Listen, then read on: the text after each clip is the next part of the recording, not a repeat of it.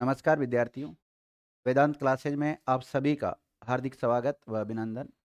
विद्यार्थियों, last class में हमने अनुच्छेद 243 एम के बारे में चर्चा कर ली थी, है ना। आज हम चर्चा करेंगे 243 एन के बारे में, यानी कि ढ ढ ढ होता है ना, तो ढ हिंदी में ये बनेगा इसका। लिख लो आप, अनुच्छेद 243 एन, विद्यमान विधियों और पंचायतों का बना रहना। विद्यमान विधियों और पंचायतों का बना रहना।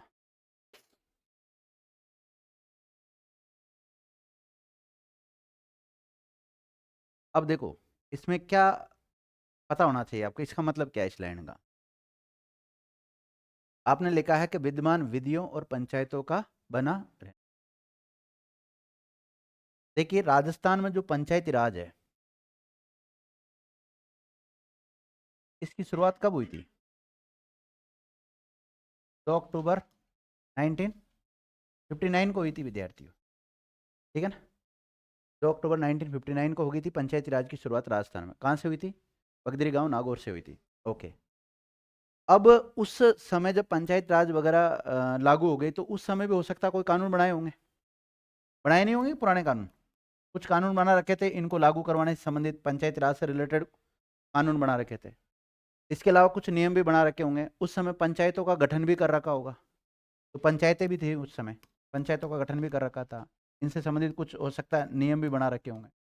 लेकिन जैसे 73वां संविधान संशोधन आया, इंडियन कॉन्स्टिट्यूशन में कौन सा अमेंडमेंट किया? 73वां संविधान संशोधन 1992 किया, और इसके तहत पंचायती राज संस्थानों को संवैधानिक दर्जा दिया गया है। क्या दिया गया? संवैधानिक दर्जा दिया गया था। जैसा कि आपको पता है, तो 73वां संविधान संशोधन 1992 के जब प्रावधान लागू किए गए, तो उस समय क्या पहले से गठित पंचायत जो है उनका वो बनी रहेगी या निरस्त हो जाएगी? भाई, इसके लागू होते क्या रहेगा, मतलब उनका जैसे मेरी बात सुनो। आज कोई कानून है, दूसरे कानून के संदर्भ में बता रहा हूं मैं। आज कोई सा भी कानून बना हुआ है, जैसे दहेज को लेकर मान लीजिए, फैमिली को लेकर जो घरेलू हिंसा से रिलेटेड कोई कानून बने हुए हैं, उसमें ये सजा का प्रावधान कर रखा है कि भाई जो कोई दहेज लेगा या देगा वो अपराधी होगा, ठीक है। अब कल को कानून आ जाए, आज कल की तारीख में कोई कानून बना दे कि भाई दहेज लेना और देना अपराध नहीं है, तो क्या जो पुराने मामले हैं वो सलट जाएंगे पूरे? नहीं, पुराने मामलों में तो क्या माना जाएगा उनको कि दहेज लेना और देना क्या है, दोनों ही अपराध है, क्योंकि वो तो पेंडिंग चल रहे हैं। तो इसी प्रकार पेंडिंग अगर कोई पंचायत राज है या पंचायत है, पंचायत समिति, जो भी किसी भी स्तर की संस्था है, तो वो बनी रहेगी।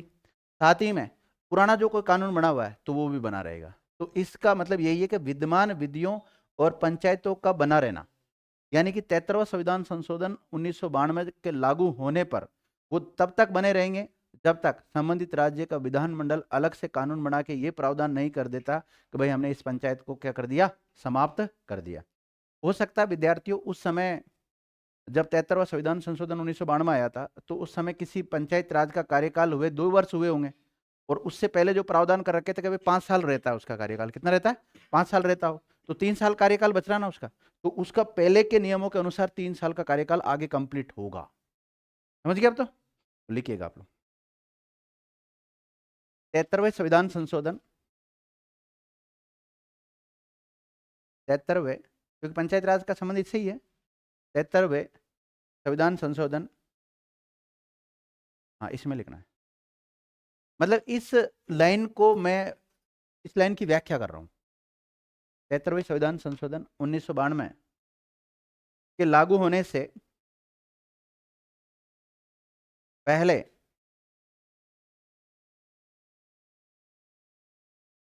की विधियां, विधिया का मतलब यहाँ पे कानून से लिया गया है। किससे लिया गया? 73वां संविधान संशोधन 1992 के लागू होने से पूर्व की विधियां तब तक बनी रहेगी, तब तक बनी रहेगी जब तक, जब तक संबंधित राज्य का, संबंधित राज्य का विधानमंडल उसमें संशोधन या निरस्त नहीं कर देता है।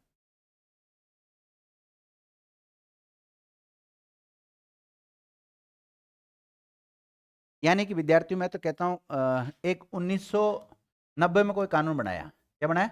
1990 में कानून बनाया पंचायती राज से संबंधित। ये 1990 का जो कानून है, क्या 73वां संविधान संशोधन आते ही क्या वो कानून रद्द माना जाएगा? नहीं, डायरेक्ट उसको रद्द नहीं माना जाएगा। रद्द कब माना जाएगा? संबंधित राज्य का जो विधानमंडल है कानून बना के ये कहेगा कि भाई हमने इसकी, जैसे माना कि इसमें 20 धाराएं थी, तो इसमें से 15 धाराओं को क्या कर दिया? निरस्त कर दिया, और 5 यथावत बनी रहेगी। या फिर वो कह दे कि हमने पूरे कानून को क्या कर दिया? समाप्त कर दिया, अब नए कानून के प्रावधान लागू होंगे। यानी कि संबंधित राज्य के विधानमंडल को अलग से कानून बनाना पड़ेगा। समझ गया अब तो? और आपको जैसा कि पता है कि 73वां संविधान संशोधन कब लागू हुआ था? 24 अप्रैल को लागू हुआ विद्यार्थियों, 24 अप्रैल 1993 को लागू हुआ था। तो इसमें लिखा हुआ बिल्कुल आर्टिकल 243 में, तो विद्यमान विधिया का मतलब जो पहले से कानून बने हुए पंचायत राज से संबंधित, वो कानून तब तक बने रहेंगे जब तक संबंधित राज्य का विधानमंडल कानून बनाकर उनको कैंसिल नहीं कर देता है या उनमें कोई संशोधन नहीं कर देता। अब तो आगे बात समझ में? ओके, अगले आर्टिकल पर आ जाओ।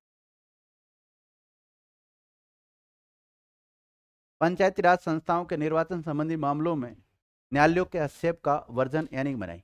यानी पंचायती राज संस्थाओं के निर्वाचन से संबंधित कोई मामले होते हैं तो कोर्ट कोई इंटरफेयर नहीं करेगा, उस बात का प्रावधान कर रखा किसमें? 243 में। देखिएगा,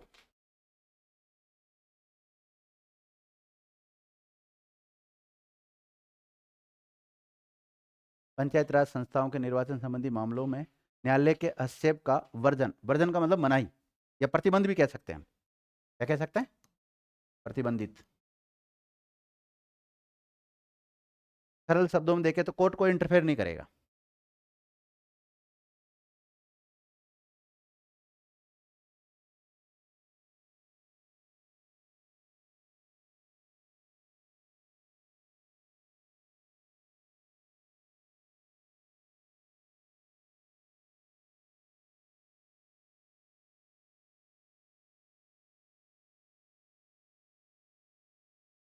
आपने विद्यार्थियों एक आर्टिकल पढ़ा होगा या एक आयोग का नाम सुना होगा, राज्य निर्वाचन आयोग, नाम सुना? राज्य निर्वाचन आयोग का उल्लेख कौन से अनुच्छेद में मिलता है? 243 है, 243 के। पंचायती राज से संबंधित तो यही है। बाकी अगर आगे देखे तो वो तो नगर निकाय से रिलेटेड मिलता है। तो 243 के में एक राज्य निर्वाचन आयोग की बात कर रखी, पंचायत राज के चुनाव करवाने के लिए। अब उसका निर्वाचन आयोग, उसका काम क्या होता है विद्यार्थियों? वोटर लिस्ट तैयार करना, आचार संहिता लगाना, ये सारे काम किसके होते हैं? उसी के होते हैं। और सीमाएं निर्धारित करना। आपने देखा होगा कि पहले आपका गांव दूसरी ग्राम पंचायत में आता था, उसके बाद दूसरी ग्राम पंचायत में आने लग जाता है। पहले आपके वार्ड दूसरा लगता था, अब दूसरा लगने लग जाता है। मतलब वो सीमाएं चेंज होती रहती है, तो उसको बोलते हैं हम परिसीमन आयोग। क्या बोलते हैं? परिसीमन आयोग। तो राज्य निर्वाचन आयोग को विद्यार्थियों पूरा पावर है ये सीमाएं चेंज करने का। और आपका जैसे गांव पहले जो भी मतलब आपका ए नाम का गांव है, और वो 1 नंबर वार्ड में आता था। किस में आता था? 1 नंबर वार्ड में आता। अब उसको किस में डाल दिया? 2 नंबर वार्ड में डाल दिया, या 2 नंबर की ग्राम पंचायत में डाल दिया, कुछ जो भी मतलब दूसरे में चेंज कर दिया। तो उस बात को लेकर आप ये नहीं भाई मेरे गांव को आपने कैसे दूसरे में डाल दिया, उस बात को लेकर आप चैलेंज करने चल जाओ। चैलेंज कहाँ पे जाते हैं हम? न्याय मांगने कहाँ जाते हैं? न्यायपालिका के पास जाते हैं, कोर्ट में जाते हैं। तो कोर्ट में जाके चैलेंज कर सकते हो। ऐसा कोई प्रावधान नहीं है, जहाँ पे डाला है वो सही है। ठीक है, तो यही तो लिख रखा है। तो पंचायत राज संस्थाओं के निर्वाचन संबंधी मामलों में न्यायालय के हस्तक्षेप का वर्जन, मनाही, मतलब न्यायालय को इंटरफेयर नहीं करेगा। लिखिएगा, अनुच्छेद 243 के अंतर्गत, मतलब पढ़ा कौन सा रहा हूं? ओ, और बात किसकी लिखा रहा हूं? के की। अनुच्छेद 243 के अंतर्गत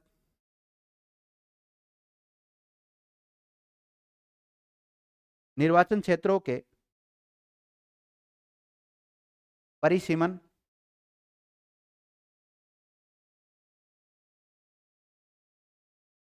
निर्वाचन क्षेत्रों के क्या? परिसीमन, या निर्वाचन क्षेत्रों के स्थानों कई बार कहते हैं इस बार लेडीज की सीट आ गई, इस बार जेंट्स की आ गई, इस बार एससी की सीट आ गई, इस बार एसटी की आ गई, होता है ना कई बार ऐसे प्रावधान। क्या लिखा है? हाँ, निर्वाचन क्षेत्रों के स्थानों के आवंटन से संबंधित राज्य के निर्वाचन आयोग के द्वारा निर्वाचन आयोग के द्वारा बनाई गई किसी विधि निर्वाचन आयोग के द्वारा बनाई गई किसी विधि विधि की जगह बात हो सकता है, मामला हो सकता है ना। विधि को न्यायालय में चुनौती नहीं दी जा सकती।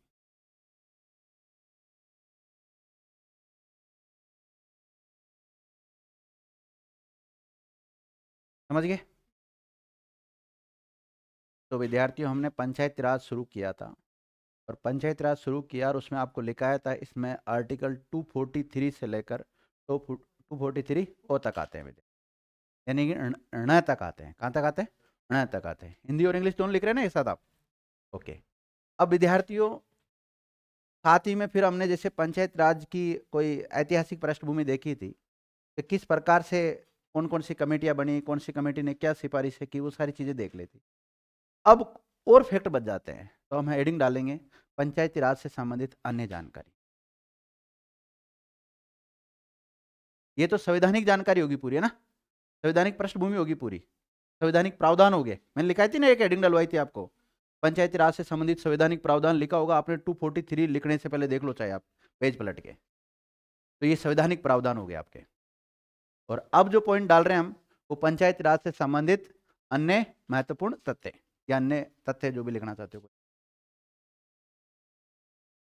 पंचायती राज से संबंधित अन्य तथ्य।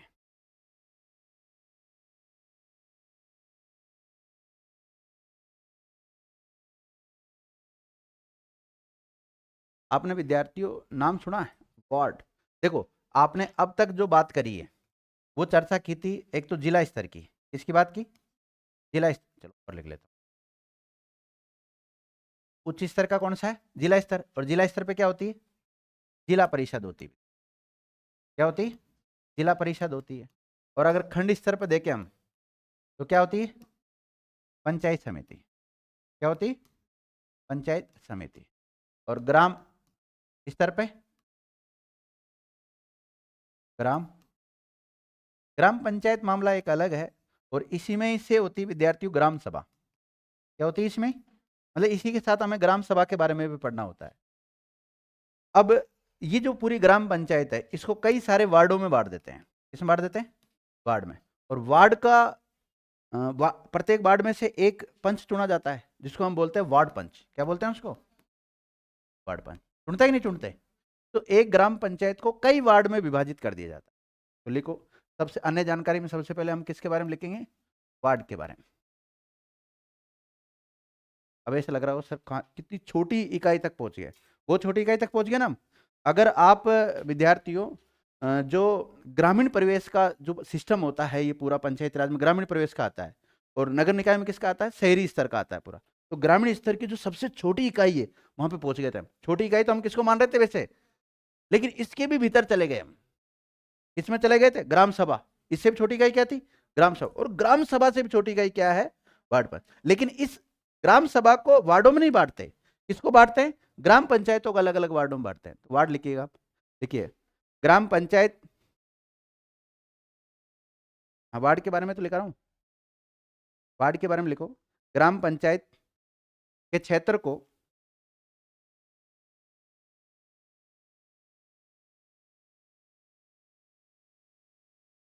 कई भागों में ग्राम पंचायत के क्षेत्र को कई भागों में विभाजित किया जाता है,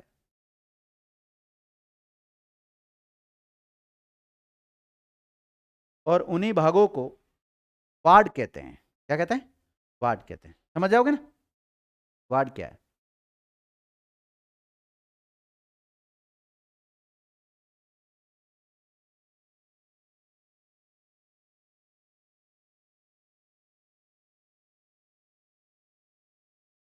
वार्ड क्या है। अब देखो एक शब्दावली और आती है विद्यार्थियों, वार्ड सभा क्या है या वार्ड सभा के सदस्य कौन होते हैं। मैं तो कहता हूं ये पूरी एक ग्राम पंचायत है। ये पूरी क्या है, ग्राम पंचायत है। इसमें 1 2 3, माना कि 3 वार्ड आ रहे हैं, ये 4 कर लेता हूँ, 5 और 6 आ रहे हैं, कितना आ रहे हैं 6।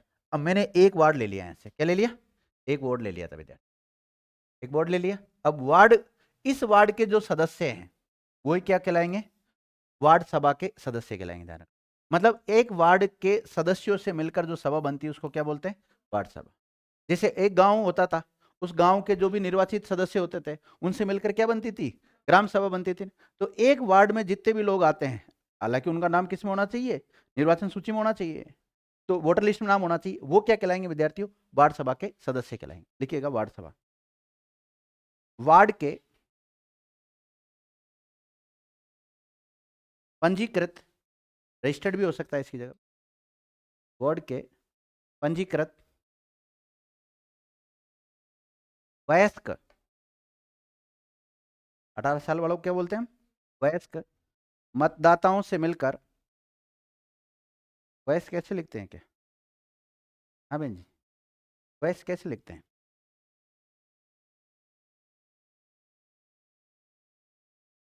बहन जी लिखा ही हूँ,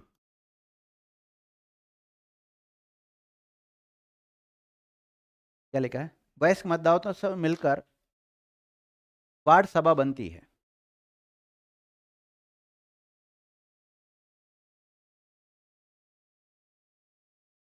जो कि ग्राम पंचायत स्तर की सबसे छोटी इकाई होती है।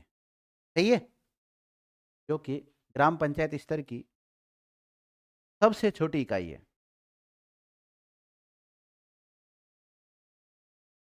और विद्यार्थियों, इस वार्ड सभा का जो राजनीतिक प्रमुख होता है वो कौन होता है, वार्ड पंच। ये वार्ड है, तो वार्ड का जो अध्यक्ष है वो क्या कहलाएगा, वार्ड पंच कहलाएगा। और ग्राम स्तर पे ग्राम पंचायत होती है, ग्राम पंचायत का राजनीतिक प्रमुख क्या कहलाता है, सरपंच। और प्रशासनिक प्रमुख वीडीओ। तो क्या लिखा आपने, हाँ लिखो, वार्ड सभा का अध्यक्ष, वार्ड सभा का अध्यक्ष वार्ड पंच होता है, जिसको हम सामान्यतः गांव में मेंबर मेंबर बोलते हैं ना, वो मेंबर वो वही होता है, मेंबर साहब आ गए मतलब वो वार्ड पंच आ गया।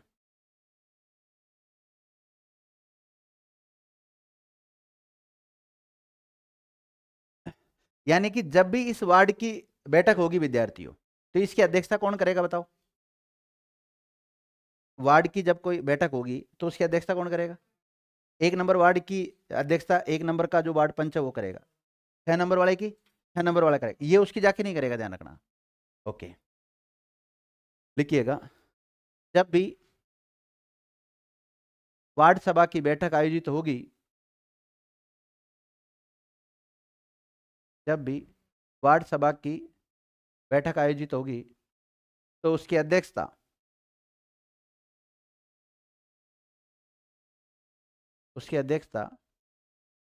संबंधित वार्ड पंच करेगा। कौन करेगा, संबंधित वार्ड पंच करेगा, क्योंकि संबंधित वार्ड का जो अध्यक्ष है वो कौन होता है, वार्ड पंच ही होता है।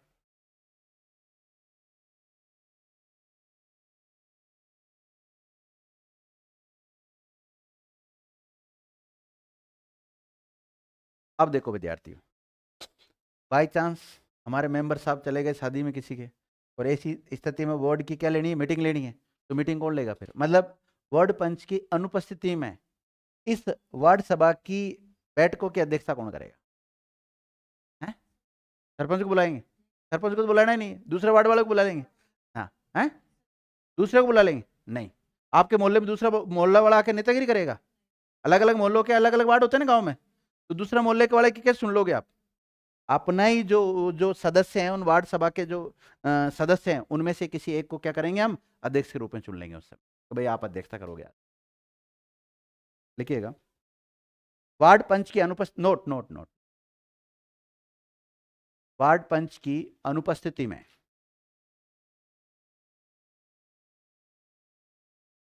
वार्ड पंच की अनुपस्थिति में उपस्थित सदस्यों के द्वारा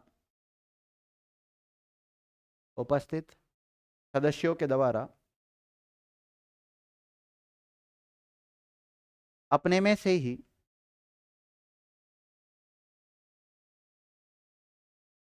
बहुमत से अपनों में से ही बहुमत से एक सदस्य को चुन लिया जाता है, जो कि वार्ड सभा की अध्यक्षता करेगा।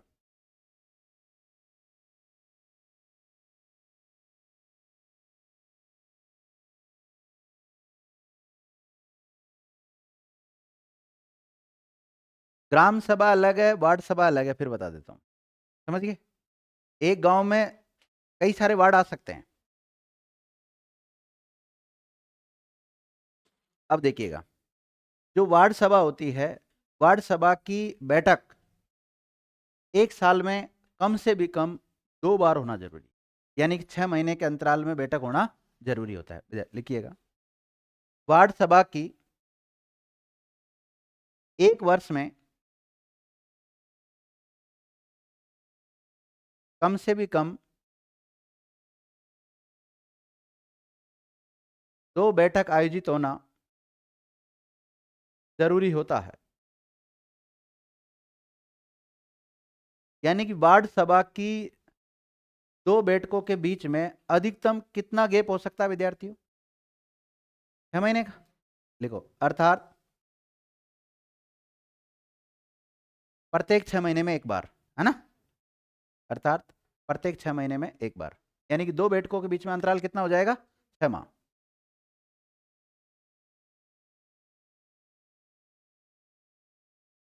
देख लिया। अब देखो, वार्ड सभा की बैठक जब भी चलेगी विद्यार्थियों, उसमें भी कोरम का होना जरूरी है, यानी कि टोटल जो सदस्य वार्ड सभा के, उसके 110 उपस्थित होना जरूरी होता है। लिखिएगा, वार्ड सभा की बैठक के लिए भी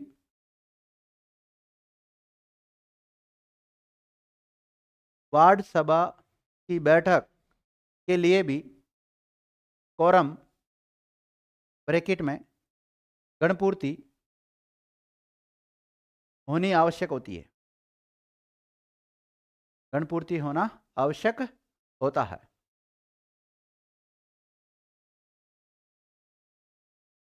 देख लिया, कोरम को रेखांकित कर लो। कुल सदस्यों का 1/10 सदस्य।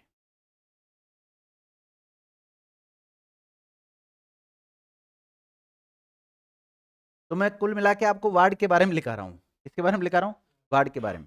तो आपने देख लिया कि वार्ड किसे कहते हैं, वार्ड सभा क्या है, वार्ड सभा के सदस्य कौन होते हैं, वार्ड सभा का सामान्यतः अध्यक्ष कौन होता है, अध्यक्ष यदि एब्सेंट है तो ऐसी स्थिति में इसकी अध्यक्षता कौन करेगा, और बैठक आयोजित करने के लिए कोरम का होना भी जरूरी होता है। साथ ही में अब देखते हैं कि इस वार्ड का या वार्ड सभा का काम क्या होता है। तो लिखो, वार्ड सभा के कार्य। वार्ड सभा के कार्य, ज्यादातर बच्चे ग्रामीण परिवेश से आते हैं, हर चीज का पता होना चाहिए अपने को, तभी तो अपने को सरपंच पागल नहीं बना सकता। नहीं तो साइन कराने के लिए जाओगे 2-3 बार भगा देगा आपको। अगर आपको आपके अधिकारों के बारे में पता होगा, भैया अगली बार ध्यान रखना, मैं भी सरपंचाई में खड़ा हो सकता हूँ, ठीक है ना, और तुम्हारे अधिकार है, ये तुम्हारे को करना पड़ेगा, नहीं करोगे तो आपको पता है कहाँ शिकायत करनी है उसकी, ये भी तो पता होना चाहिए। अब पता ही नहीं है, खुद लड़ाई करके आ जाओगे, लड़ाई करके आओगे तुम्हारे खिलाफ मुकदमा और करा देगा वो। लड़ाई नहीं करनी कभी डायरेक्ट भी, किसी जो भी सरकारी कर्मचारी होते हैं ना, उनसे कभी जीवन में लड़ाई नहीं करनी है अपने को।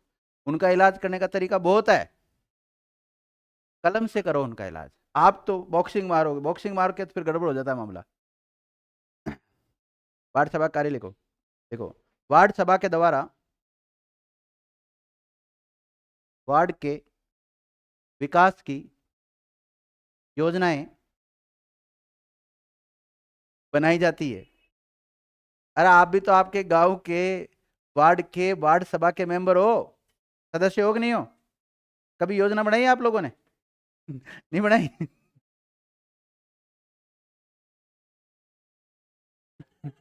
वार्ड सभा के तो सही है, नहीं बुलाते जो ही। नहीं तो बेचारे वार्ड पंच वगैरह को भागना पड़ता। इतने सारे सवाल पूछ लेते तुम लोग। लिखिएगा, वार्ड सभा के द्वारा वार्ड के विकास की योजनाएं बनाई जाती है और उनको लागू करवाने के लिए इनके पास पैसा कहाँ है बताओ? कोई आता है कि इनके पास पैसा वार्ड पंच के वगैरह के पास? सरपंच जो दे देता है उसको ले लेते हैं वो। उनको लागू करवाने के लिए ग्राम पंचायत को प्रस्ताव भेजते हैं, भाई हमारे वार्ड में नाली बनवा दो वगैरह, वो जो बनवा दो। अगर सरपंच को आपने सपोर्ट किया होगा तो सरपंच बनवा देगा, क्योंकि आपके वार्ड पंच के भरोसे तो कुछ भी नहीं होने वाला। उनको कहाँ मिलते हैं वार्ड पंच? कुछ भी नहीं मिलते। उनको लागू करवाने के लिए चक्कर ये पड़ता है, मेरी बात सुनो। अब वार्ड पंच को कैसे मिलता है बता देता हूँ, इनडायरेक्ट रूप से बताता हूँ। माना कि आपके मोहल्ले में, आपके मोहल्ले के ही होते हैं वार्ड तो आपके मोहल्ले में सरपंच ने कोई काम करवाया, आपके सरपंच के दोनों की ट्यूनिंग सही है तो ठीक है, नहीं तो आप उस काम में क्या निकालोगे? कमी निकालोगे कि इसने तो माल ही नहीं लगाया, इतना इतना ही लगा दिया, रोड बनाई जिसपे। और अगर दोनों की ट्यूनिंग ठीक है तो वो कह देगा इतना इतना माल लगाया है। तो वो उसको थोड़ा बहुत दे देता है, 1000-2000 रुपये जो भी कमीशन होता है उसका। कुछ देखो, सबको खुश रखना पड़ता है जब भी सिस्टम चलता है, नहीं तो नहीं चलता है। 1000-2000 में ठीक है, बाड़ी की पंचायत कर रहा है और आराम से 1000-2000 रुपये मिल रहे हैं, जो ठीक है, तेल पानी का तो मिल ही रहे हैं। लिख लिया आप लोगों ने? लागू करवाने के लिए ग्राम पंचायत को प्रस्ताव भेजे जाते हैं विद्यार्थियों। लिख लिया?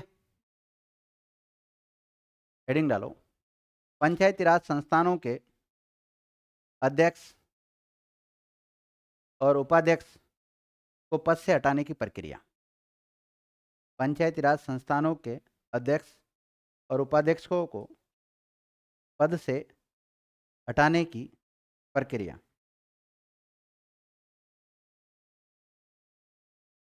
पंचायती राज संस्थानों के अध्यक्ष और उपाध्यक्षों को उनके पद से हटाने की प्रक्रिया।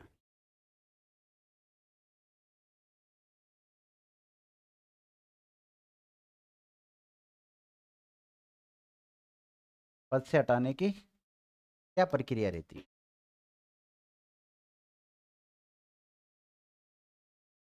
देखो विद्यार्थियों, अगर हम सामान्यतः हमारा जो पंचायत राज सिस्टम है वो त्रिस्तरीय है। कैसा है? त्रिस्तरीय। एक तो है जिला स्तर, तो जिला परिषद होती है। यहाँ तो क्या होती है? जिला परिषद होती है विद्यार्थियों। जिला परिषद का जो राजनीतिक प्रमुख है, अध्यक्ष है, वो कौन होता है?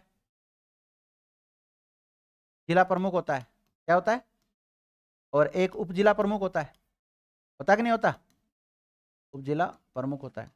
इसी प्रकार ग्राम सॉरी खंड स्तर पे ग्राम पंचायत होती नहीं, पंचायत समिति होती। क्या होती? पंचायत समिति होती है। और पंचायत समिति पे कौन होता है? अध्यक्ष, प्रधान।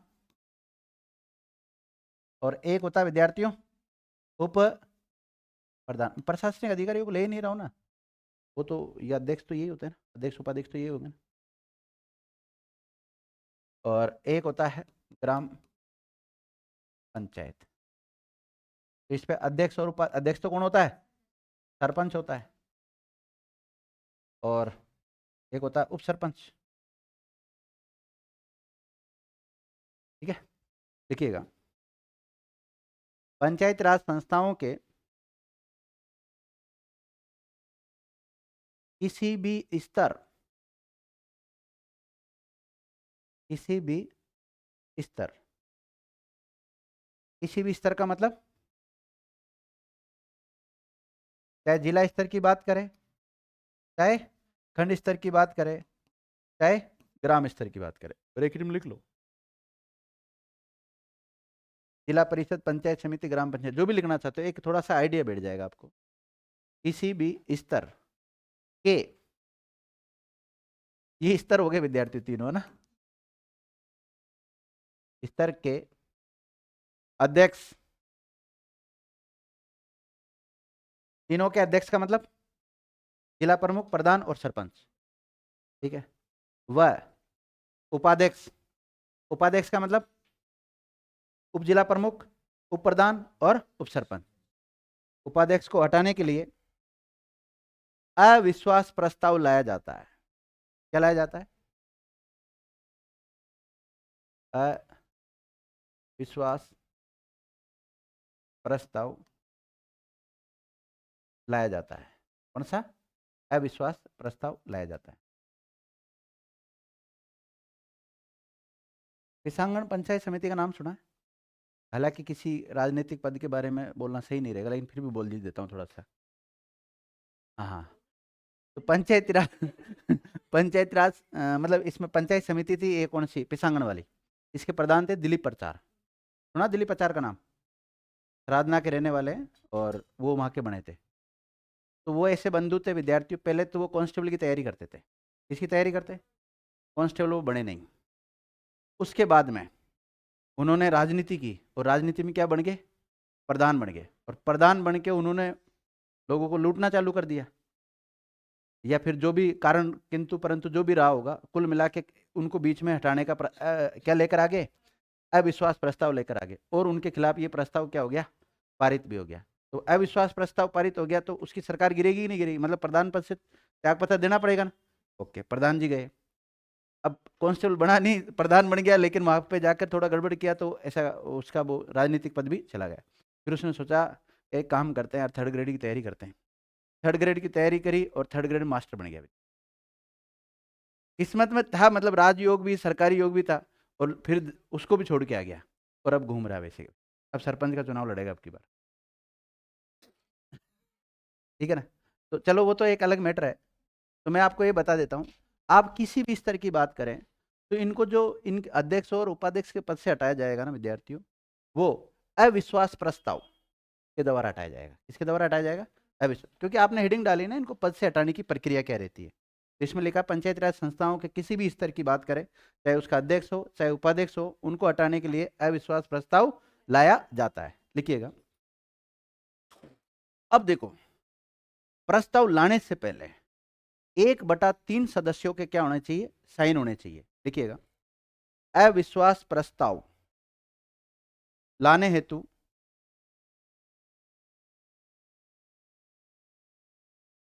कुल सदस्य संख्या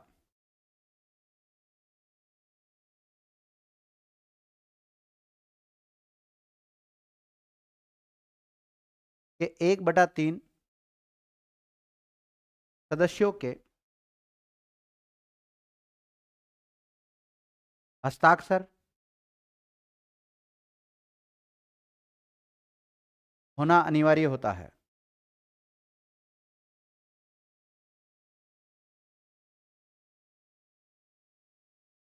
मतलब उसके जैसे माना कि हम जिला परिषद स्तर की बात करें तो जिला परिषद के जो सदस्य हैं, उनके कुल सदस्यों का 1/3 क्या कर दे? उस पर साइन कर दे अविश्वास प्रस्ताव पर। तो हम इस व्यक्ति को क्या करना चाहते हैं? हटाना चाहते हैं विधेयक।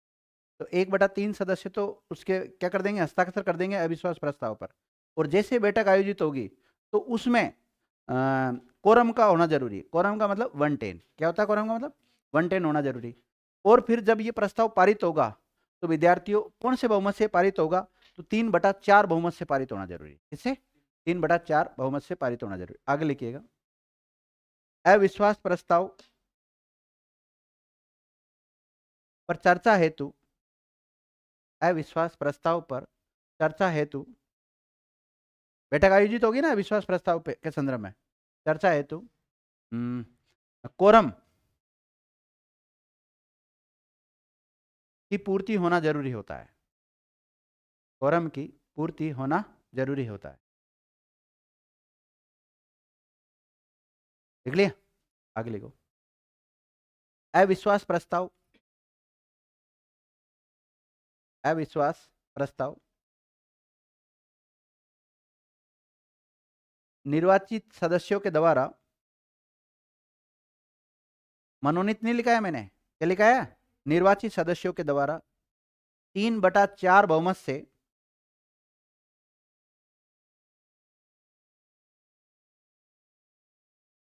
निर्वाचित सदस्यों के द्वारा 3/4 बहुमत से यदि पारित कर दिया जाता है तो अध्यक्ष ऑब्लिक उपाध्यक्ष को उनके पद से हटाया जा सकता है।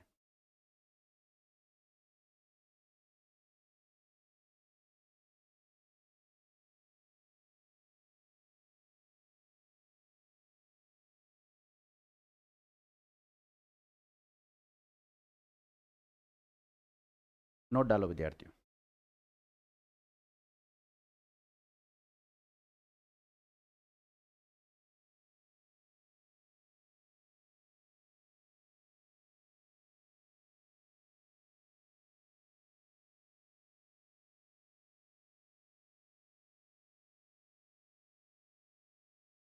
देखो, राजस्थान पंचायती राज अधिनियम 2007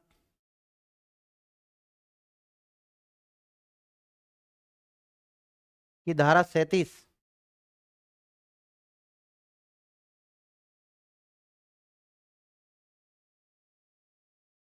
की उपधारा 11 में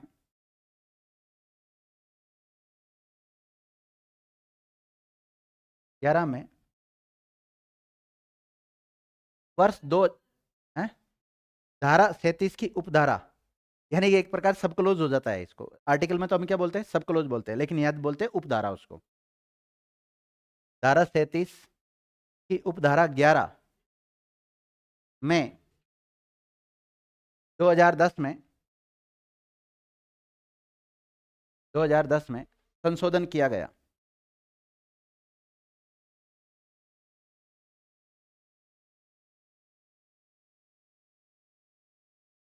संशोधन किया गया।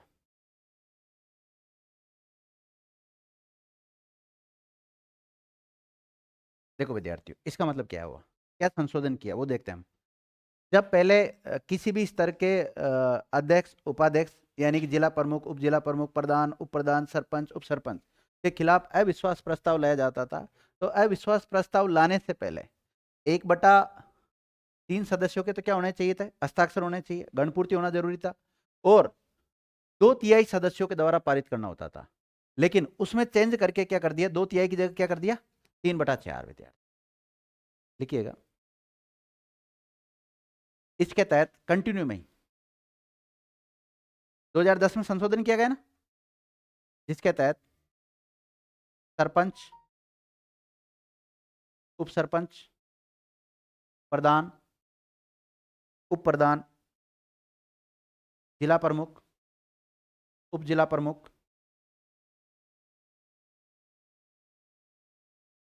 को हटाने वाले प्रस्ताव को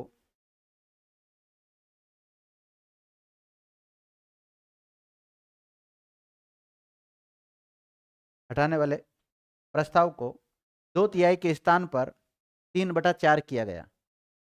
2/3 बहुमत के स्थान पर क्या किया गया, 3/4 बहुमत किया गया।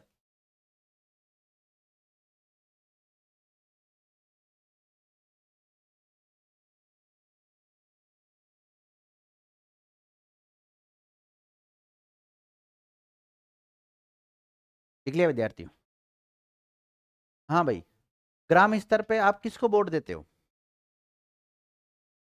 एक तो सरपंच को देते हैं, उप सरपंच को देते हो, नहीं देते हो।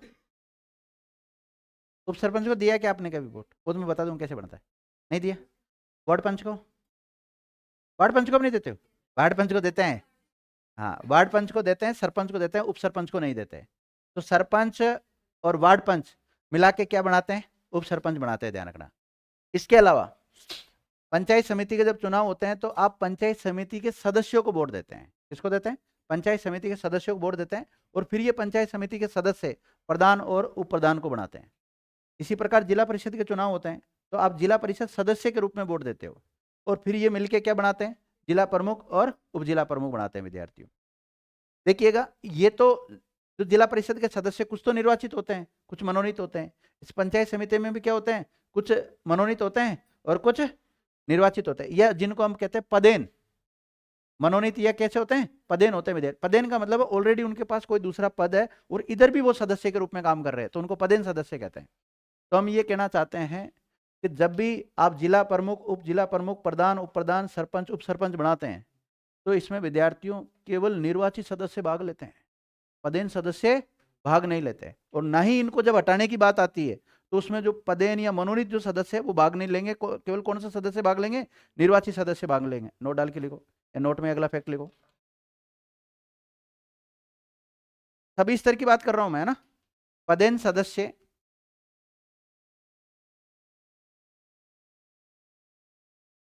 पदेन सदस्यों को अध्यक्ष ऑब्लिक उपाध्यक्ष। अध्यक्ष उपाध्यक्ष का मतलब क्या है? क्या नाम याद रखना? जिला प्रमुख, उप जिला प्रमुख, प्रधान, उप प्रधान, सरपंच, उप सरपंच। अध्यक्ष उपाध्यक्ष के निर्वाचन व उन्हें हटाने की प्रक्रिया में भाग लेने व मत देने का अधिकार नहीं होगा या अधिकार नहीं है। लाइन समझ में आ गई? ये क्या लिखा है? स्नेहा बहन जी बोलो वापस। पदेन सदस्यों को अध्यक्ष और उपाध्यक्ष के निर्वाचन व उन्हें हटाने की प्रक्रिया में भाग लेने व मत देने का अधिकार नहीं है।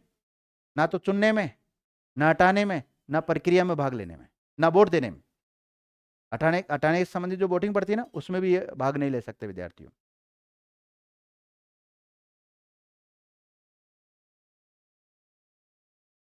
अब देखो, आप सरपंच बन गए, क्या बन गए? सरपंच बन गए, और तीसरे दिन ही आपके खिलाफ क्या लेकर आ जाए?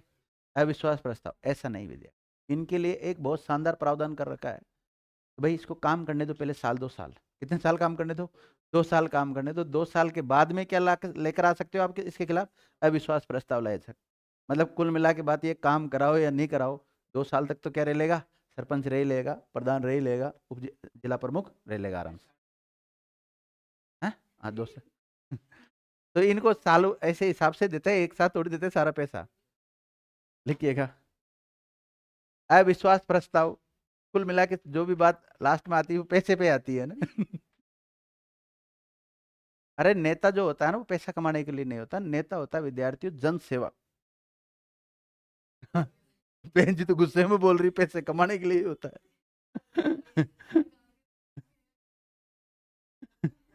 लिखिएगा, अविश्वास प्रस्ताव 2 वर्ष से पहले, 2 वर्ष से पूर्व नहीं लाया जा सकता। अविश्वास प्रस्ताव 2 वर्ष से पूर्व नहीं लाया जा सकता, अर्थात 2 वर्ष का कार्यकाल पूरा होने के बाद ही,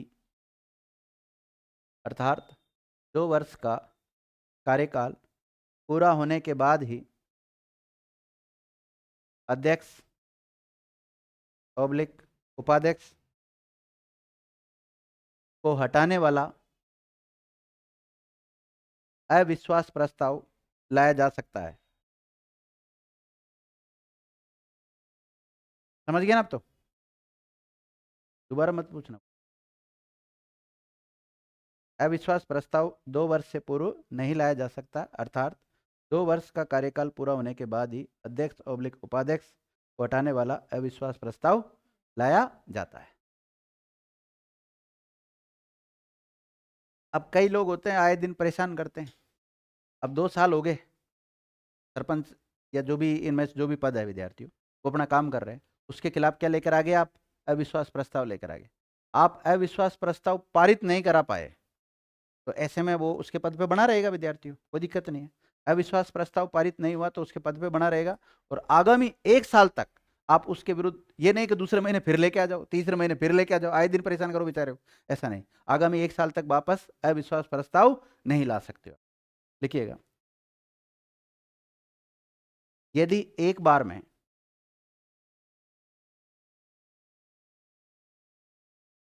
अविश्वास प्रस्ताव रद्द हो जाता है, अविश्वास प्रस्ताव क्या हो जाता है? रद्द हो जाता है या पारित नहीं होता है, बात एक ही ना? रद्द हो जाता है या पारित नहीं होता है, तो पुनः 1 वर्ष तक, पुनः 1 वर्ष तक अविश्वास प्रस्ताव नहीं लाया जा सकता।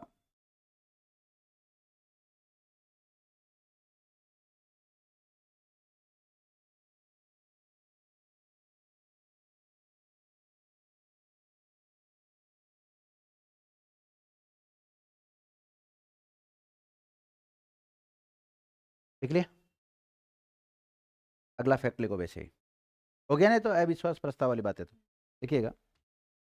सरपंच का पद रिक्त होने पर सरपंच का पद रिक्त होने पर काम कौन संभालेगा? उप सरपंच कार्यभार कार्यभार संभालता है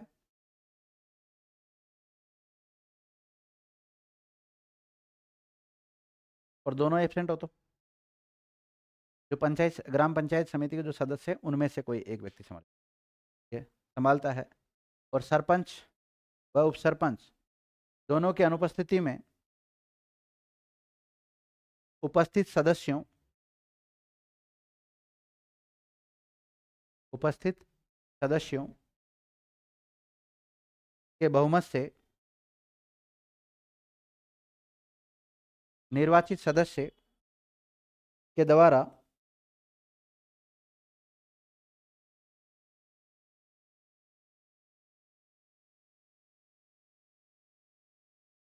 क्या लिखा है? निर्वाचित सदस्य द्वारा कार्यभार संभाला जाता है। निर्वाचित सदस्य के द्वारा कार्यभार संभाला जाता है।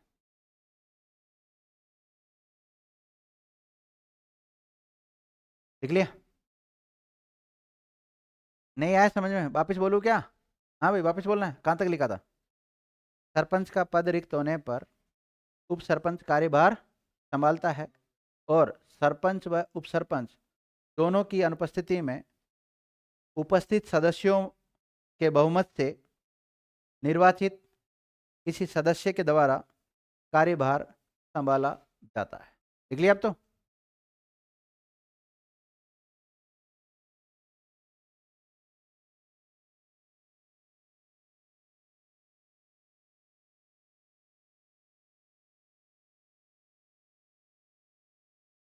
राजस्थान की पहली महिला जिला प्रमुख का नाम बताओ।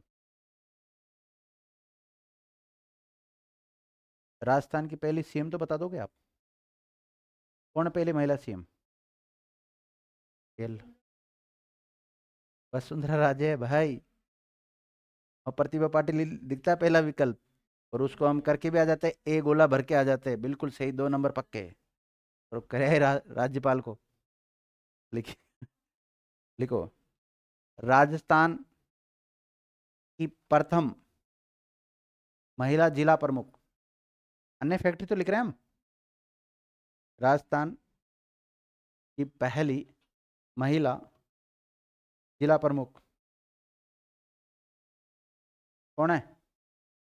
कौन है भाई? कौन है? नगेंद्र बाला। लिख लो। फीमेल है? नगेंद्र बाला। लिख लिया नगेंद्र बाला। कहाँ की बनी थी ये? कोटा की जिला प्रमुख बनी थी विद्या। कोटा की जो जिला परिषद है ना उसकी जिला प्रमुख बनी थी। देखो, राजस्थान की प्रथम महिला सरपंच, पहली महिला सरपंच कौन है? छगन बहन गोलछा। छगन बहन गोलछा। ये बनी थी विद्यार्थियों खींचन गांव की। कहाँ की बनी थी? खींचन जो ग्राम पंचायत है ना, खींचन ग्राम पंचायत की। कहाँ की बनी थी? खींचन ग्राम पंचायत। खींचन कहाँ है? पहले जोधपुर, वर्तमान फलोदी। फलोदी लिख लो अभी तो।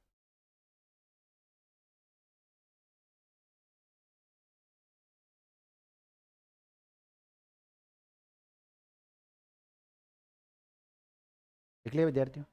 हेडिंग डालो। पंचायत राज संस्थानों का उद्देश्य।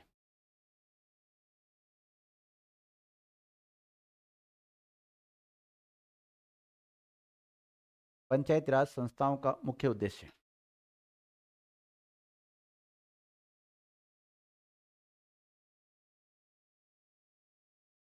देखो, प्रशासन में जन सहभागिता को बढ़ावा देना,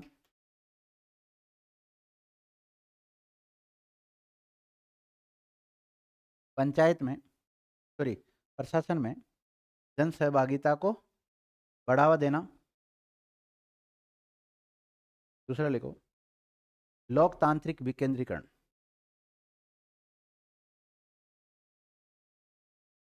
लोकतंत्र में दो चीज आती है, एक तो केंद्रीकरण और एक विकेंद्रीकरण। केंद्रीकरण में होता है विद्यार्थी जो मेन हेड होता है, सारी शक्ति अपने पास ही रखता है। विकेंद्रीकरण का एक बहुत अच्छा उदाहरण है कि सारी शक्तियों को क्या करो, नीचे के लोगों में बांट दो, केवल जो मेन पावर वो अपने पास रखो।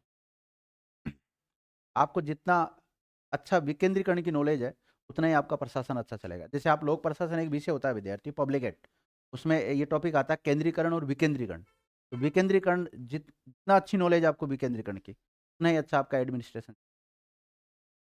सारा काम एक व्यक्ति थोड़ी कर सकता है, आपको बांटना पड़ेगा काम, तो शानदार सिस्टम चलेगा।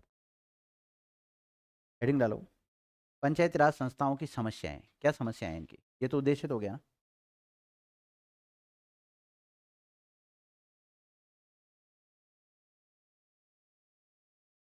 अब ये पीटी में नहीं पूछे जाते ऐसे क्वेश्चन, जो मेंस वगैरह ऐसे एग्जाम होते हैं उसमें पूछ ले जाते हैं भाई क्या समस्याएं हैं, पाँच मतलब 20 शब्दों में दो, 50 शब्दों में दो, ऐसे आंसर आते हैं। देखिएगा पहला पॉइंट लिखो कार्यों का स्पष्ट विभाजन नहीं किया गया है। समस्याएं तो बताएंगे ना हम। कार्यों का स्पष्ट विभाजन नहीं किया गया है, पहला पॉइंट हो गया। दूसरा पॉइंट लिखो वित्तीय संसाधनों की अपर्याप्तता, मतलब वित्तीय संसाधनों की कमी है ना, वित्तीय संसाधनों की अपर्याप्तता।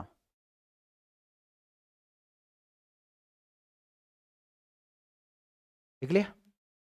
इसके अलावा सबसे बड़ी समस्या विद्यार्थियों क्या, अशिक्षा। आपने देखा होगा विद्यार्थियों ज्यादातर जो पंचायत करते हैं, चाहे जिला प्रमुख की बात करें हम, चाहे प्रधान की बात करें, चाहे सरपंच की बात करें, जो महिला हैं, महिलाएं थोड़ी अशिक्षित है, उसमें उनके जो पुरुष वर्ग होते हैं वो ही पंचायत करते हैं। सरपंच पति, नाम सुना होगा ना सरपंच पति का। देखिएगा अशिक्षा के कारण महिला प्रतिनिधियों, क्योंकि महिलाओं का आरक्षण तो दे रखा है, सीटें तो आएगी उनकी, चुनाव भी जीतेगी महिलाएं। अशिक्षा जिसके कारण महिला प्रतिनिधियों का पुरुषों पर निर्भर होना। पति कहेगा तो ही मैडम मीटिंग में जाएगी, नहीं तो नहीं जाएगी ये लो। और कई बार मैडम कहती है आप ही जाए और कई बार ऐसे होता है कई जगह। आजकल तो थोड़ा काफी सोशल मीडिया का जमाना आ गया, इसलिए खुद को जाना पड़ता है। पहले तो बेचारा सरपंच पति जाता था। जैसे सरपंच पति की परंपरा, ये तो वैसे फॉर एग्जाम्पल लिखा है मैंने आपको, कि जो अशिक्षा का उदाहरण ब्रैकेट में क्या लिखना है आपको, जैसे सरपंच पति की परंपरा। क्या होता है सरपंच पति, लेडी क्या होती है गांव की, ग्राम पंचायत की क्या होती है, सीएम होती, अब सॉरी मतलब सरपंच होती है। अब वो सब जगह तो जा नहीं पाती, तो फिर ऐसी स्थिति में कौन जाता है, जो भी कार्य होते हैं, और साइन आइन कौन करता है, मैडम थोड़ी करती है, वही कर। अरे कोई नहीं करती है आजकल मैडम तो, हाँ, सील लगा देते हैं। जो माना कि आपके गांव की कोई महिला सरपंच है, तो वो तो खेतों में लाव नहीं कर रही है अभी तो वो आपके साइन करेगी कि भाई मुझे इस पे साइन करवाना है। वो साइन कौन करेगा, उसका पति बैठा रहता है गांव में घर पे, वो लगा देता ठीक जाओ जाओ हो गया। भाई अगर आपने ऐसा नहीं देखा होगा तो ऐसा मैंने देखा है, ठीक है, हो सकता है आपकी एज कम है, आप बिल्कुल डिजिटल जमाने के लोग हो। हम तो दोनों टाइप के लोग हैं, डिजिटल वाले भी है और पुराने वाले भी है। हैं? लिखो दलगत राजनीति। एक समस्या क्या है विद्यार्थियों, दलगत राजनीति। दलगत राजनीति एक्चुअली में चक्कर पड़ता है, जैसे सेंटर में बीजेपी की सरकार है, राज्य में भी किसकी, बीजेपी की सरकार है, तो जिला प्रमुख और प्रधान जो बनते हैं बीजेपी वालों का ही बनेगा ज़्यादातर। तो ये थोड़ी जो पार्टियां होता है इनका कहीं ना कहीं दबाव आ जाता है, तो ऐसे देखा जाता है। तो दलगत समस्या विद्यार्थी, दलगत राजनीति की समस्या। 73वां संविधान संशोधन किया गया विद्यार्थियों 1992। उसमें पंचायत राज को कितने विषय सौंपे गए, 79। कितने सौंपे गए, 79। लेकिन उसमें भी कुछ विषय तो कहा गया कि ये तो अनिवार्य रूप से आपको लागू करने हैं, और कुछ स्वैच्छिक रूप से, मतलब राज्य के विधानमंडल के ऊपर सौंप दिया है, कभी आप चाहो जब इनको ये अधिकार दे सकते हो। लिखिएगा 73वें संविधान, अगली समस्या 73वें संविधान संशोधन। दलगत राजनीति समस्या है ना, मैं पॉइंट पॉइंट तो लिखा रहा हूं। अगली समस्या कितनी, 4 समस्या होगी, 5वीं लिखो। 73वें संविधान संशोधन 1992 के द्वारा 11वीं अनुसूची जोड़ी गई, जिसमें 79 विषय शामिल है। कितने हैं? 79 विषय शामिल है। उन 79 विषयों में से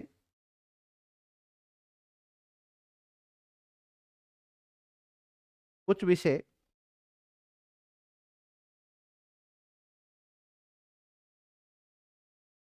अनिवार्य, कंपलसरी, बाध्यकारी, कैसे हैं?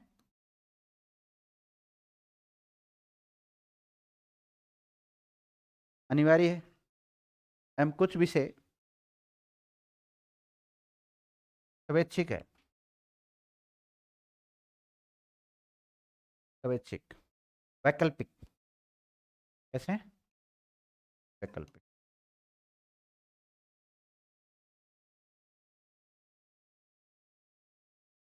समझ गए?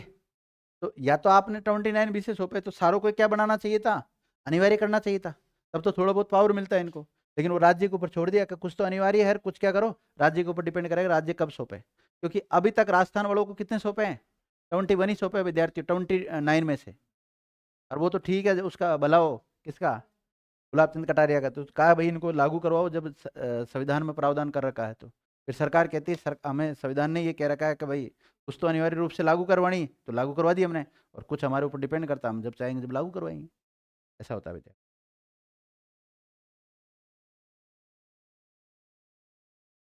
लिख लिया? लिखो नोट, अनिवार्य प्रावधान। ये 2 टाइप के प्रावधान है, अनिवार्य और स्वैच्छिक। अनिवार्य प्रावधान कौन कौन से अनिवार्य प्रावधान है विद्यार्थियों? यानी कि बाध्यकारी प्रावधान है,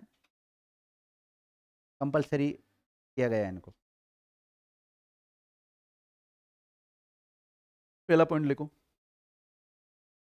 समस्याओं में पढ़ रहे हैं अभी तक हम, है ना? ग्राम सभा का गठन करना,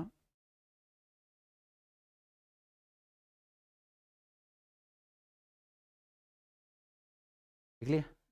दूसरा लिखो, तीनों स्तर है ना, ग्राम, मध्य या निम्न, मध्य और उच्च। निम्न में क्या है? ग्राम, मध्य में क्या है? खंड, और उच्च में क्या है? जिला। तो लिखिएगा ग्राम स्तर, ब्रैकेट में निम्न स्तर कर लेना, खंड स्तर, ब्रैकेट में मध्य स्तर कर लेना, और जिला स्तर, ब्रैकेट में उच्च स्तर कर लेना। स्तर पर पंचायतों की स्थापना। अब जिला स्तर पे पंचायत कौन सी होती है? जिला परिषद। जिला स्तर पे पंचायत कौन सी होती है विद्यार्थियों? जिला परिषद। और खंड स्तर पे पंचायत कौन सी होती है? पंचायत समिति। और ग्राम स्तर पे कौन सी होती है? ग्राम पंचायत। समझ गए? ये तो कर भी रखा है, प्रावधान कर रखा है, तिरस्त्री बना रखा है ना ढांचे को अभी तक भी। लिखिएगा इसके अलावा और लिखो, इसमें संशोधन करके क्या प्रावधान किया गया। पंचायती राज में चुनाव लड़ने के लिए न्यूनतम आयु 71 का प्रावधान किया गया। पंचायतों में, पंचायतों का मतलब चाहे आप ग्राम पंचायत का लड़ो, चाहे पंचायत समिति का लड़ो, चाहे जिला परिषद का लड़ो, ना, पंचायतों में चुनाव लड़ने के लिए न्यूनतम आयु 21 वर्ष का प्रावधान किया गया। यह अनिवार्य है, मतलब, है ना?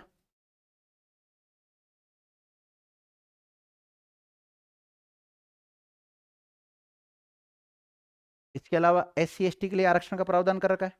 चौथा पॉइंट लिख लो, SC ST के लिए आरक्षण का प्रावधान।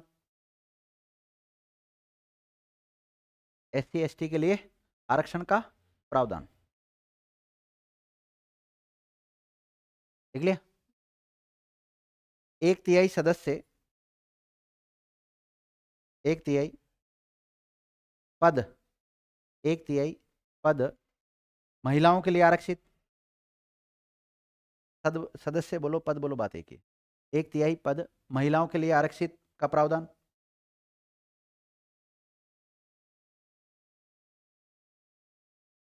एक तो SC/ST का लिख लिया आपने, SC/ST का कौन से नंबर पे लिखा था?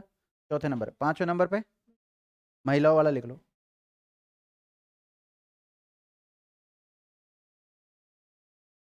और तीनों स्तर पे विद्यार्थी जो चुनाव होते हैं वो कैसे होते हैं? प्रत्यक्ष रूप से होते हैं। सामान्यतः कैसे होते हैं भाई? अगर आप ग्राम पंचायत वाले स्तर की बात करोगे तो ग्राम पंचायत का चाहे सदस्य की बात करो आप, चाहे अध्यक्ष की बात करो, वो तो सारे चुनाव कैसे होते हैं? प्रत्यक्ष होते हैं। केवल अप्रत्यक्ष होता है किसका? उप सरपंच का होता है। और बाकी पंचायत समिति में पंचायत समिति सदस्यों के जो चुनाव होते हैं वो प्रत्यक्ष होते हैं। प्रत्यक्ष और अप्रत्यक्ष चुनाव में क्या अंतर है? प्रत्यक्ष चुनाव उनको कहते हैं जिसमें जनता वोट देती डायरेक्ट, तो प्रत्यक्ष। और जिसमें जनता के द्वारा चुने गए प्रतिनिधि आगे चुनते हैं उसको हम बोलते हैं अप्रत्यक्ष रूप से चुनाव। तो लिखिएगा, तीनों स्तर के सदस्यों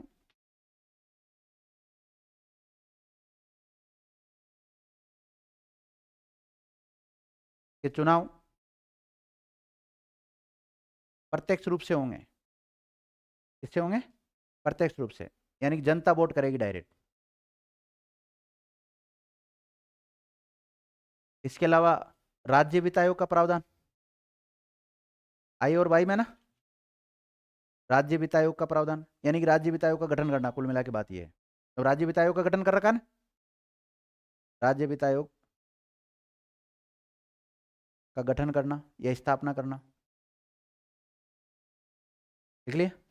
राज्य निर्वाचन आयोग,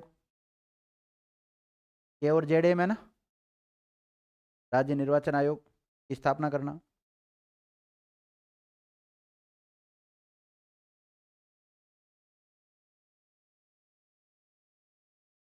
और एक विद्यार्थी 5 साल कंप्लीट होने से पहले अगली पंचायत राज के क्या करा लो? चुनाव करवा लो विद्यार्थियों।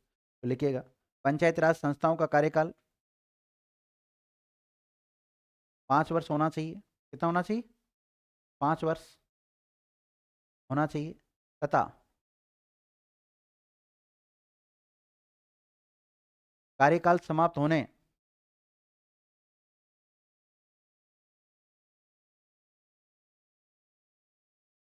कार्यकाल समाप्त होने के 6 महीने की अवधि के भीतर भीतर नए चुनाव करवाना। अगर बीच में भी कार्यकाल समाप्त होता है तो 6 महीने के भीतर भीतर क्या कराने पड़ते हैं विद्यार्थियों? चुनाव करवाने पड़ते हैं। और अगर आम चुनाव भी होते हैं तो अगले का कार्यकाल कंप्लीट नहीं हो रहा उससे पहले चुनाव करवा लो उसका। ठीक है ना, समझ जाओगे?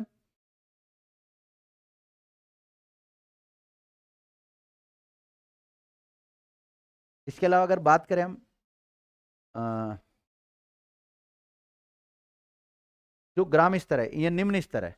निम्न स्तर का अध्यक्ष का चुनाव तो होगा प्रत्यक्ष। कैसा होगा? प्रत्यक्ष।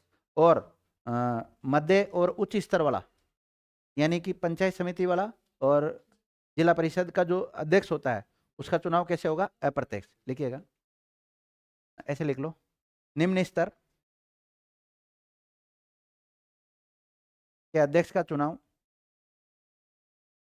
निम्न स्तर के अध्यक्ष का चुनाव प्रत्यक्ष तथा मध्य स्तर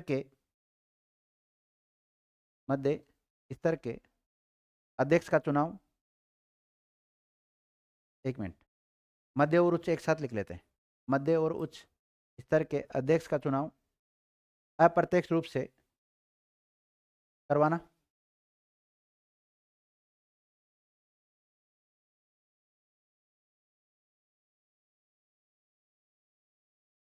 तो जिस दिन सवाल बन गया ना कौन सा स्वैच्छिक और कौन सा अनिवार्य है विद्यार्थियों, स्वैच्छिक का मतलब होता है वैकल्पिक। कई बार जैसे हम कॉलेज वगैरह में जाते हैं तो हमें मिलता है ना ये जैसे जैसे आपने 10th पास की उसके बाद में 2 सब्जेक्ट तो जैसे इंग्लिश और हिंदी तो कैसे हैं? अनिवार्य होते हैं विद्यार्थियों, बाध्यकारी, वो तो आपको लेने ही लेने हैं। और उसके अलावा आपके पास वो रहता है, विकल्प रहता है कि आप कौन से लेना चाहते हो, आर्ट्स लेना चाहते हो, साइंस वाला लेना चाहते हो, आर्ट्स में भी कौन से लेना चाहते हो वो आपके पास, उसको कहते हैं विकल्प। वैकल्पिक प्रावधान, स्वैच्छिक प्रावधान होते हैं।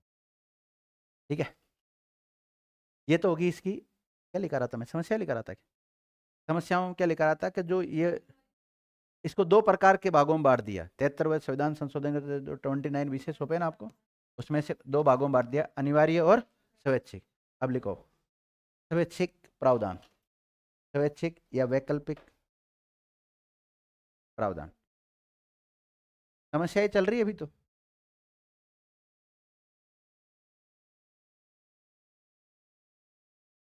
प्रावधान लिखूं, बोलो। प्रावधान की जगह उपबंध कर लो।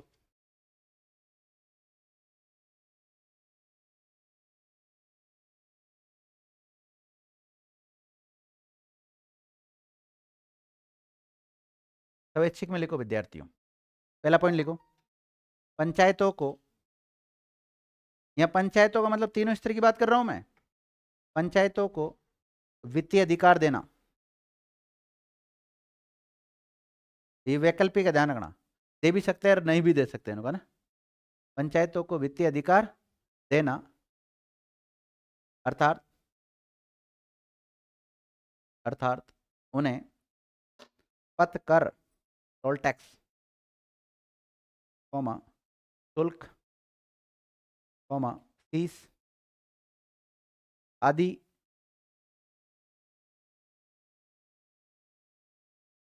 के आरोपण, आरोपण का मतलब होता है लगाना,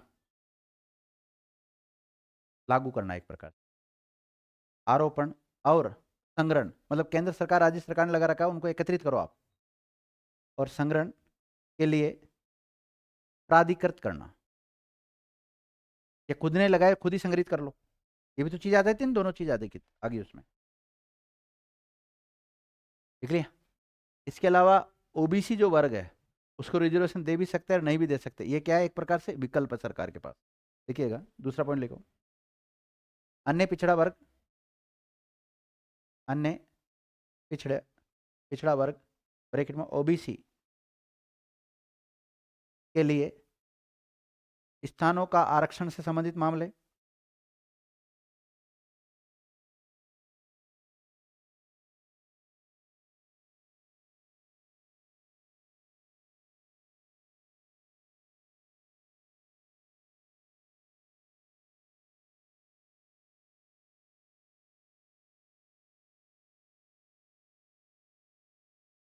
अब विद्यार्थियों माना कि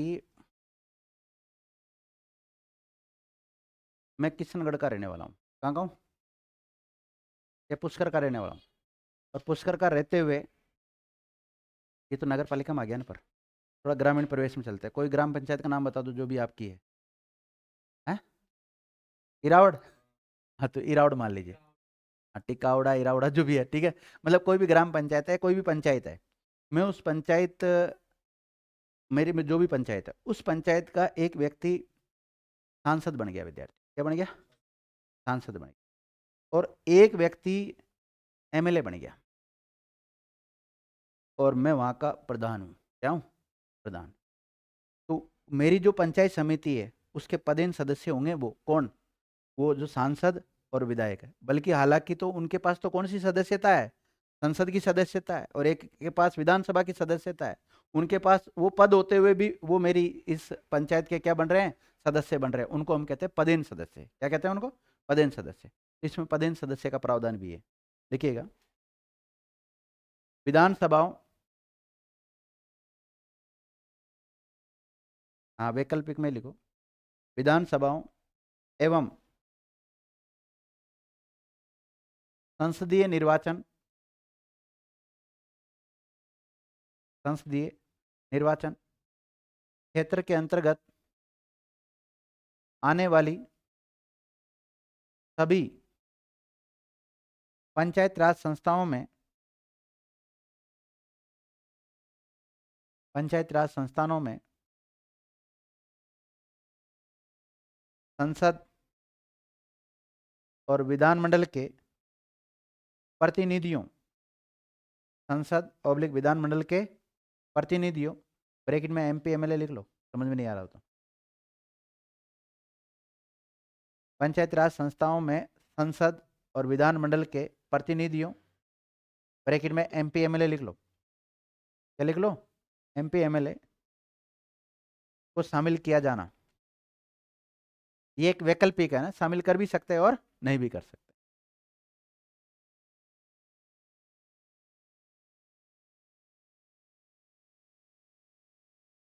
लिखो,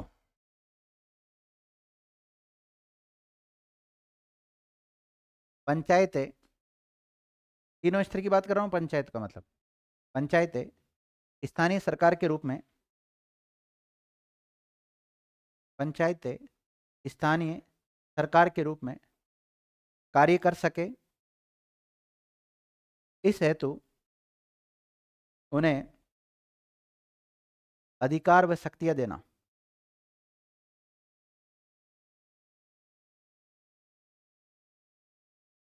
ये सब कैसे हैं, वैकल्पिक है ना। कितने पॉइंट लिख लिए? पंचायतें स्थानीय सरकार के रूप में कार्य कर सके, इस हेतु उन्हें अधिकार और शक्तियां देना। 4 पॉइंट लिख लिए। 5वां पॉइंट लिखो विद्यार्थियों। पंचायतों को, पंचायतों को सामाजिक न्याय, पंचायतों को सामाजिक न्याय एवं आर्थिक विकास के लिए, आर्थिक विकास के लिए योजना तैयार करने की, योजना तैयार करने की शक्ति प्रदान करना।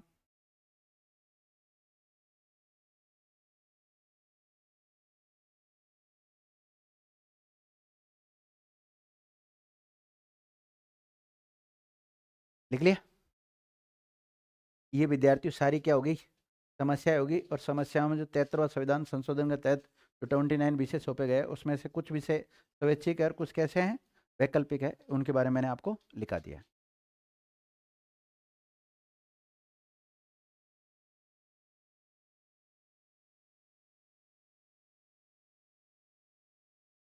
लिखो ई पंचायत, हेडिंग डालो।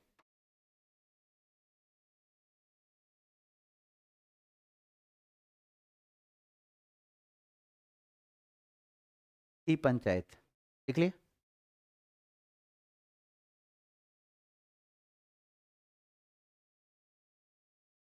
क्या है ई पंचायत? क्या है? एक सॉफ्टवेयर है, लिखिएगा। यह एक सॉफ्टवेयर है, यह एक सॉफ्टवेयर है। ई पंचायत नाम का क्या है? सॉफ्टवेयर। सॉफ्टवेयर नहीं जानते हो क्या? क्या होता है? हार्डवेयर सॉफ्टवेयर नाम तो सुना होगा, कंप्यूटर के पार्ट्स होते हैं। सॉफ्टवेयर तो जो प्रोग्राम है उनको क्या बोलते हैं, एक प्रकार से सॉफ्टवेयर है। और हार्डवेयर को तो हम छू लेते हैं, टच कर लेते हैं, वो क्या आ जाते हैं, हार्डवेयर में आ जाते हैं। पढ़ा होगा ना कंप्यूटर में कभी तो, जिसको टच कर लेते हैं वो हार्डवेयर, जिसको टच नहीं करते वो सॉफ्टवेयर। और क्या, हमने तो ऐसे ही पढ़ा है कंप्यूटर। तो ये एक सॉफ्टवेयर है, देखिए, जिसका उद्देश्य, जिसका उद्देश्य पंचायती राज संस्थाओं, पंचायती राज संस्थाओं, अपडेट तो करना पड़ेगा ना भाई। पंचायती राज संस्थाओं की आधुनिकता, कौमा पारदर्शिता व कार्यकुशलता को बढ़ावा देना है। पहले कोई भी डॉक्यूमेंट्स बनाते रहते थे, घूमते रहते, तहसील में चक्कर काटते रहते ना। आजकल वो काटने की जरूरत नहीं, ई मित्र पर जाओ, सीधा फॉर्म भर दो।